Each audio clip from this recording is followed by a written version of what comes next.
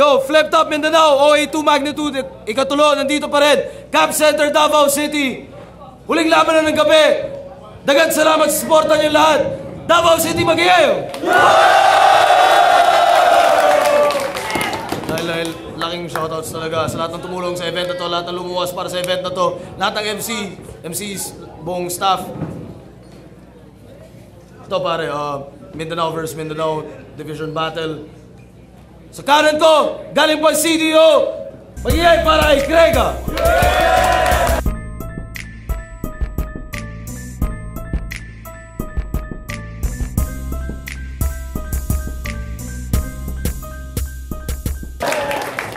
Mindanao Batch 2. At sa kaliwa naman, Davao represent, mag-iyay para kay Maxford.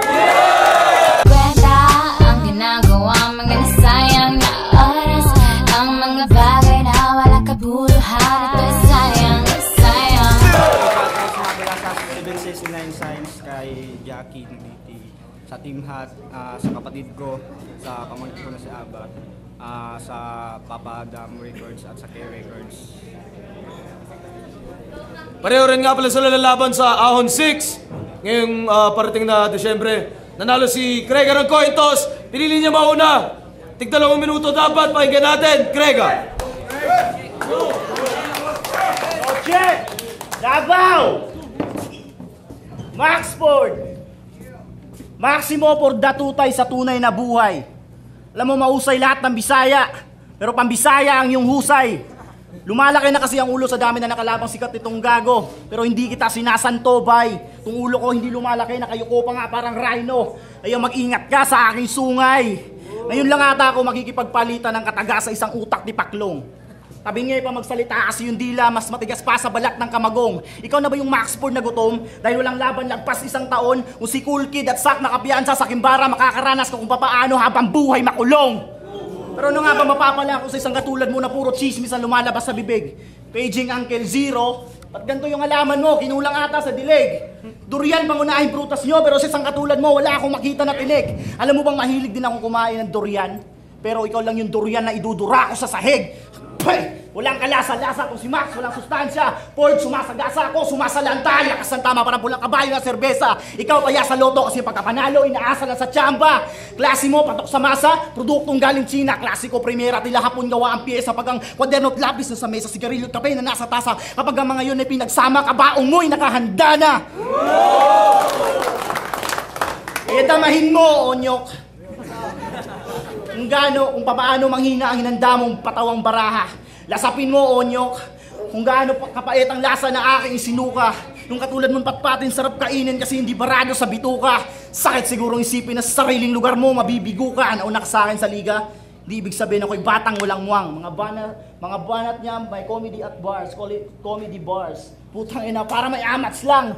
Magpasalamat ka may Krega sa dibisyon natin kaya sa ibang dibisyon naging patas lang. Simulat sa pool sa eksena, hindi ko pinangarap tawagin sarili kong papas lang. Papas lang? Nababaliw ka na nung pumayag ka sa hiling ni Enigma na isagupay yung utak mong walang laman kahit ako'y tamad, hindi ka nakakaabala. O ba't wala ka naintindihan? Kala ko ba isa kang papas lang? Kunin mo ang root word ng hiling, baliw, laman, tamad, abala, yun ay wish, flash, crazy, lazy, busy. Pag nilagyan ko ng bandana ang yung bungo, sabay bong, bong, bong, bong, bong. Yun ang bone tags in harmony. Animbala bars, de, papas lang, probinsyano version.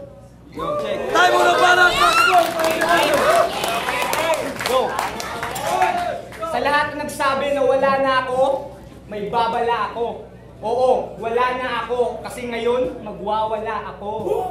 Nakakamiss bumatel, pero mas nakakamiss mga comment ng mga unggoy. Utak pa lang ka, ugali ng mga Pinoy. 1 taon at kalahati akong nawala. 1 taon at kalahati rin kayo, hindi nakakita ng tisoy.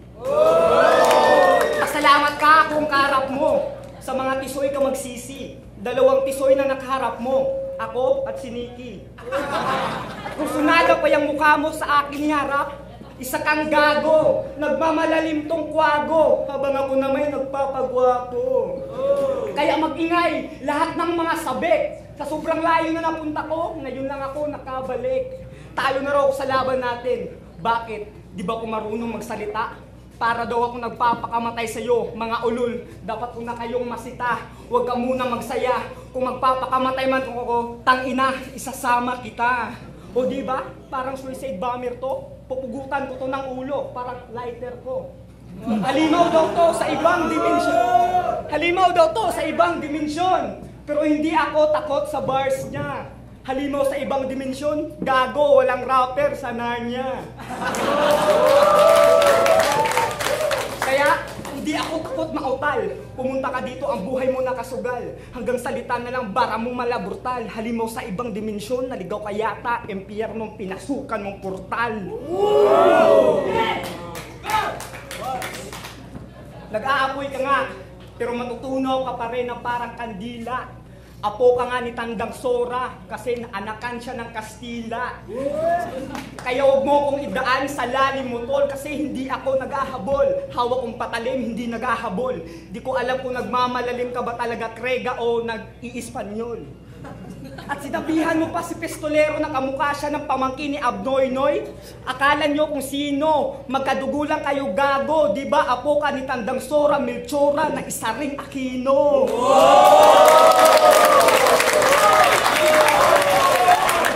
Alam mo raw ang nakaraan, pero di mo alam ano ang bukas. Hindi mo ako malulusutan, karayom ko walang butas. Ako ang pinakamahirap mong kalaban, nagmumukha ka ng duka. Pangmara Salvatrucha daw ang angas niya.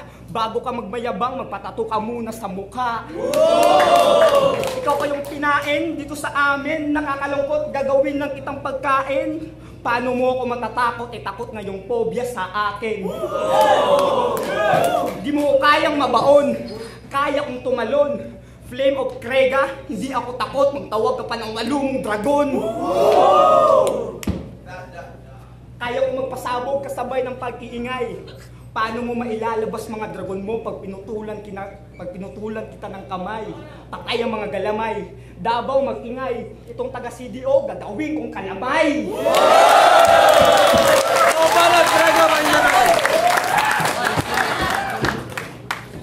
Maxford, malapit na naman matapos ng taon pero hindi ka pa rin tumataba.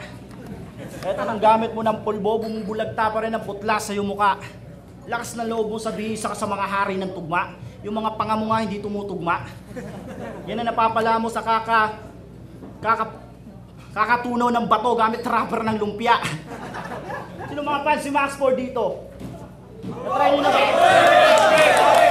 Okay lahat. Natry nyo na ba siyang i-chat? Di ba laging busy to? Oh, busy to. Busy presidente ng lighter na walang helmet crew. Di ba nirecruit mo ako dati? Sabi ko sa kanya, sorry men. Miyembro na kasi ako ng kabilang gang.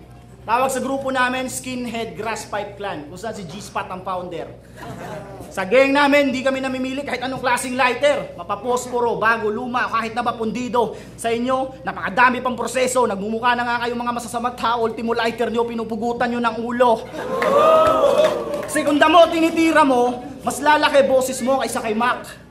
Kung damo tinitira mo, mas magiging Inglesero ka pa kaysa kay Black. Kung damo tinitira mo, nakangiti ka na lang palagi para si Spot. Kaso hindi damo tinitira mo, kaya magkasing katawan na kayo ni Sak.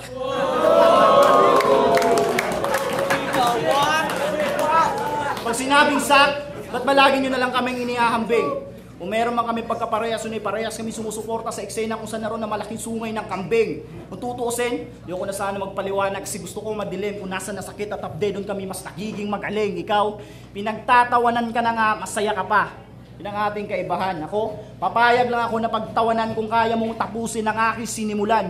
Parang yung tinalo mong si Sinyo at Keja, pag ako nagpatawa may halong kahulugan. Yung sayo kumakain ng biko gamit tenga, nakakaumay pakinggan.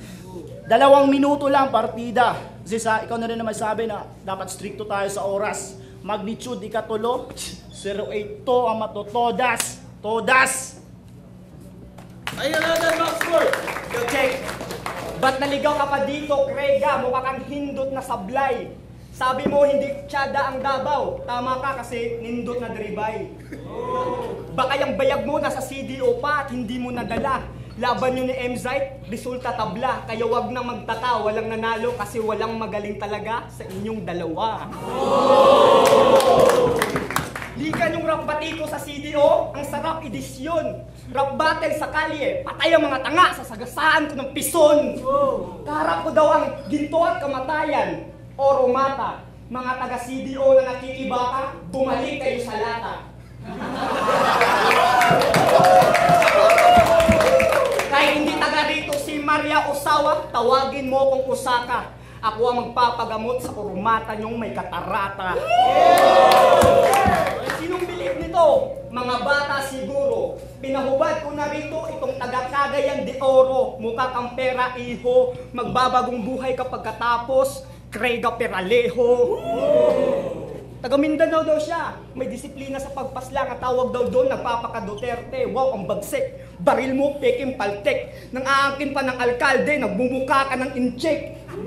Sa pag-akyat mo sa tuktok, ako yung sa gabal. Kaya ang pag-akyat mo mabagal. Huwag mong subukan ang bawal. Batang kandado ka, itong kaharap mo ngayon tang-ina, anak ng kamay na bakal.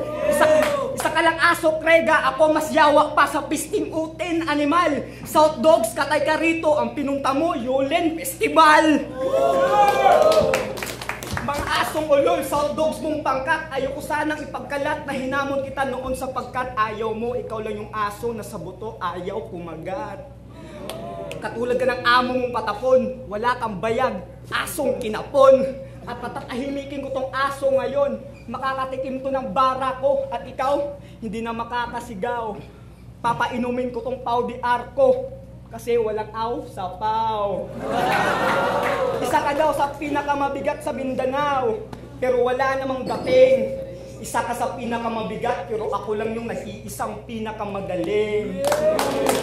Kaya hindi nyo kabilang tatlo. Di ko alam kung pambato na bato. Napansin lang kayo nung nawala na ako. Ang paglubog ko noon parang hampas lang. Isang mabuting halimbawa, ang nakakatalo lang, Diyos lang. Ang pagbabalik ipapas lang. Wala akong pake kung teritoryo ko to. Ang gusto mong laban, patas lang. At wala akong pake kung sa mataas man ako sumagupa. Binilang ko na ang mga tupa, mas matibay pa rin ang luma. Okay lang na makakaranas ako ng lindol. Ang ibig sabihin lang nun, ang mga paa ko nakaapak pa rin sa lupa.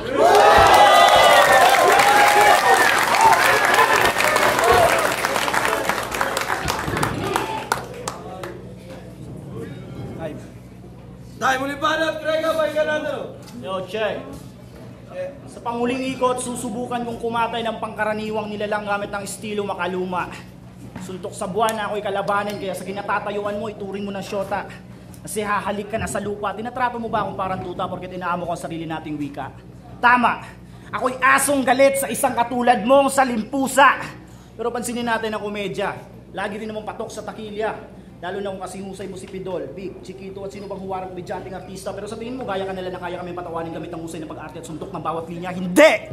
Sa kalambisaya, nagpapakamakata alinsunod sa utos ng iyong dila. Nung mga nakaraan, kalat sa balat pangalan mo parang eksema. Ba't ngayon umiiksi na? Siguro dahil eksistensya mo'y sinisipsip lang ng mga sipunin sa eksena. Sibilisadong sibilyan na pilit sumasaliksik ng impluensya, ngunit usad pagong kung mag-isip, tila gulong na sumisiksik sa EDSA. Tingnan mo mata ng masa. Pinagmamas na nilang malunod ang iyong kababawan na ang agos ay banayad. Kung barya lang sa umaga, ngayong gabi buo kang ibinabayad. Ano nga ba magagawa mo sa triangulong ngipin ng pating ka nakasayad? Baka nakakalimot ka na sa barkong to, isa ko sa tagapag-utos na itas ang layag. Kapitan! Laban sa tagahila ng lambat, patmutinang kapanghamon. Kung sumasabay ka lang sa agos, ako pumapantay ng alon. Magiging litson to pagkatapos kainin ng walang tapon. Magiging litson to pagkatapos kainin ng walang tapon. Sobrang laki ng bodegang to, ginagamit ko pang kain. Pala ng minero, kapares ng pantusok ni Poseidon. Di ba kayo yung mga naunang maglayag sa amin sa liga? Ano nangyari sa ginawa niyong bangka? Naapawan ba ng tubig sa dami na nakasakay na talangka? Dikya.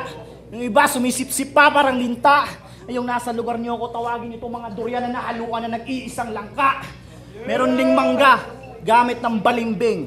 Tagal ng laban natin, gusto ko na sana maglasing. Pakihawak na lang itong manibela, dun muna ako sa cabin, matutulog muna ako ng mahimbing. Gisingin mo na lang ako kung may mga malalakas na halimaw na napaparating. Dahil muli pa na, backstory, pahinga natin. Hindi ka takot sa pagbabalik kasi anti-Christ ka. Tangina mo tabi. Naging anti-Christ ka lang nung binugbog ka ng mga Jejimon sa simbang gabi. Nangarap ka kay Bata sa isa buhay, pero si Sayad ang pumutol sa pangarap mo noon. Akala ko ba tumalikod ka na sa Diyos at reliyon, pero bakit ngayon gusto mong makaharap ang Panginoon? Ikaw doon yung pinaka-brutal magsalita sa inyo pag may rap battle nights. Bibilib lang ako sa iyo na brutal ka, Krega, kung kinasuhan ka sa human rights. Ang brutal magsalita, pero sobra namang labo. Puro kwentong kabrutalan lang, hindi naman totoo, parang si Maria Labo. Ay, huwag mo ko takutin sa patayan, kasi baliwala yan. Hindi mo ko mapapatay, kasi hindi naman namamatay si kamatayan.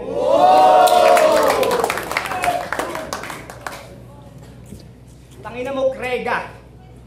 Huwag ka magbaliw-baliwan dito. G-Boy Basalyo. Nangarap maging crazy family noon, dapat sa pangalan mo, G-Boy Basilio. Kung siksak ang sumaksak sa utak mo, ako naman yung gamit niyang kutsilyo. Gusto mo ng bars dito sa Davao, lumabas ka lang at magsigarilyo. May palakpak ka nga. May palakpak ka nga kasi si Stifler yung taga-hype mo. Baka type mo o rumata, lalagyan ko ng eye mo. Hindi mo ko masayko, mataba ang utak mo pero ako ang magpapalay po. Kaya kong harapin ang bangis ng leon kahit aabot man ng milyon. Gusto mo dagdagan ko pa para may trilyon. Matalino ka, Krega, joke lang, wag mo namang i-feel yun. Isa kang henyo master, alam mo bakit? Kasing bobo mo kasi si Joey De Leon. Sabi ng mga unggoy, corny daw ako. Di nyo kasi kaya magpatawa. Di nyo alam paano. Oo, corny ako. Pero tandaan nyo, maraming namatay na armado sa maisan, sa mama sa pano. Kaya dapat mong mabatid. Ako ang nakaharang kapatid. Bawal ang tumawid. Bigla ka na lang naging hambog. Bakit? Mahangin ba sa himpapawid? Kaya ang bala ko ngayon, di mo alam saan tatama. Binuksan ko ang hawla, kaya nakawala na. Nasa taas ka kahapon, pero baka bukas wala na. Huwag masyadong lumipad, Krega, baka magaya ka kay Pamana. Kaya sa lupa ka pa rin babagsak. Uulan ngayon, pero dugo ang papatak, masaklap. Dalawang talo mo malasap, hindi ako natatakot sa estilo mo malasak. Ikaw doon yung bangunguto ngayon, baka nakakalimutan mo, hindi natutulog ang batak.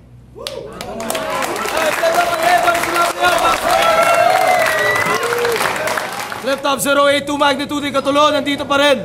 Huling laban na ng gabi. Huling beses ko na sasabihin. Flip Top, magingay para sa buong event. Yo, meron pa tayo bukas. Process of Illumination Tryouts Tournament bukas. Para sa mga may tropa dyan na interesadong sumali rin sa tryouts. May mga bakanting slot pa tayo. Kaya kita-kita tayo bukas. Reggae Grill. Krega vs. Maxford. Ang boto, 5-0 para kay Maxford.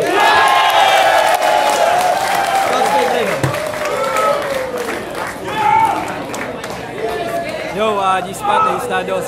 Gusto ko lang pala pasalamatan yung sponsor, Whip Cups, Mega Mercado, tsaka Aray Baling sa Badman's Closet. Yun, binoto ko si Maxford. All 3 rounds kay Maxford ako. Ibang Maxford yung nakita ko, naging technical yung Maxford ngayon. Yun lang. Respeto kay Krega. Tsaka maraming salamat kay Arik. Thank you. Yo, Nike, Naraluna, puti ng laban, medyo nalilito ako pero pagbibilangin yung dami ng ano. Tangin na yung ilaw! Salamat. Pagbibilangin mo yung number ng punchline, yung bars, talaga mas lamang si Maxford. Tapos yung lyricism ni Krega, saludo ako, pero talaga sa gabing ito para kay Maxford. Hisoka? Yo, Hisoka. Gusto ko nga pala magpasalamat Bembol Castro. At syempre, shoutouts na rin sa mga pamangking ko, dalawang pamangking ko sa New Zealand, kay Marlon at Marvin. Ang boto ko nga pala, Maxford. Napakahirap i-judge nung laban. Kasi pag babanat si Krega, ang bigat ng banat ni Krega. Pag babanat naman si Maxford, ang lakas naman talaga ni Maxford. Kumbaga, para sa akin, ito yung pinakamagandang performance ni Maxford since before. So nagulat ako sa pinakita ni Maxford. Kumbaga, mas ina-expect ko na magpapatawa siya, ganun yung dating Maxford, pero hindi. Ibang Maxford yung nakita ko ngayon. Kaya congrats kay Maxford at syempre props pa rin kay Krega. Pareho malupit.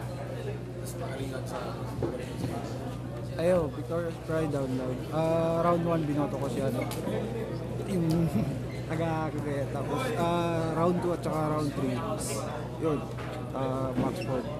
So huwag nang patagalin pa kaya Max Ford. At saka gusto ko magpasalamat sa tagumpay yung event na to ngayong gabi. Kaya yun, salamat. Yo, Silent Effect. Shoutout nga pala kay Prime Cos. Yo, Crega versus Max Ford. Binuto ko si Max Ford. Kasi kung anong lalim ni Crega, tatapatan ni Max Ford. Tapos yung sunod-sunod yung punchline na ginagawa ni Max Ford. Kaya Max Ford.